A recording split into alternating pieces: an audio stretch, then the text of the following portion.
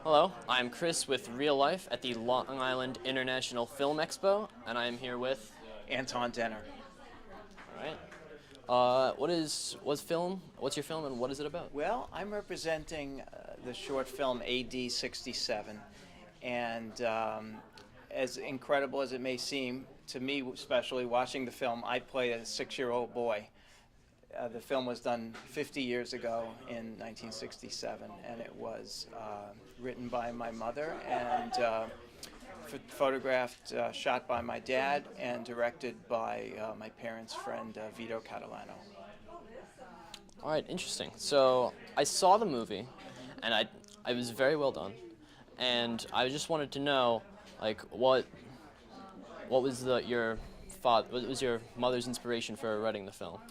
Well, my mom was kind of a creative, adventurous kind of person, and I think her imagination was kind of taken with going to a museum and seeing a blank canvas in one of the abstract exhibits, and probably maybe had thoughts herself of filling it in with something, and had this crazy notion that what if a child, seeing it through a child's eye, that maybe that would be sort of representing sort of the archetypal blank canvas for inspiration. So as I remember hearing the story, my father kind of heard the story and thought, well, let's make a film, and which is something they never did. My dad was a professional still photographer, and that's what he did. He had a studio in Manhattan, and I think he just thought it would be nice. Since he knew people who had a little more expertise. He had a friend who was a film editor.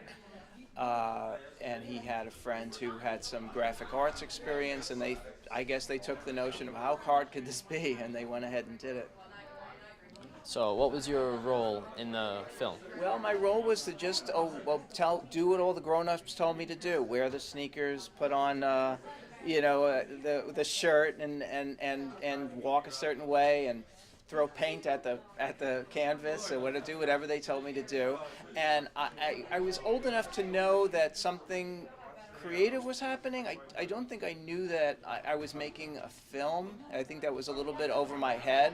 My parents did a lot of wacky, adventurous, creative type of things, so I just didn't think of anything of it. I didn't understand. It wasn't until after I think I saw the film, after it was made, that I understood what I was actually doing. So that was my part.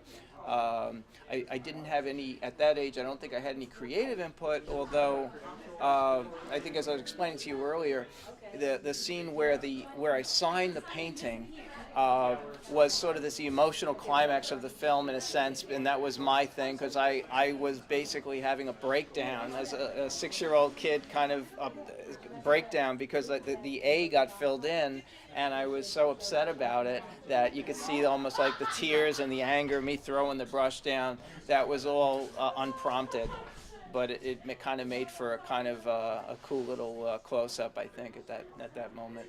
Yeah. All right, and one last question. What prompted you to bring this film that your parents made to life?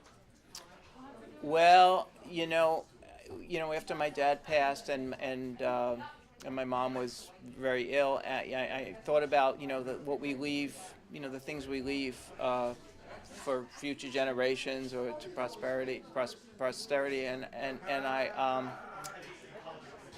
It just seemed that this film was in a can, and it needs to be seen. My parents were very creative, but they did a lot of commercial work. My father did a lot of advertising kind of work, and I thought it would be nice if something that was just purely creative in his part, that had no commercial value at that time, that should just be seen out there. So I figured I'd throw it out into the world, and I'm very thrilled that the Long Island International Film Expo is.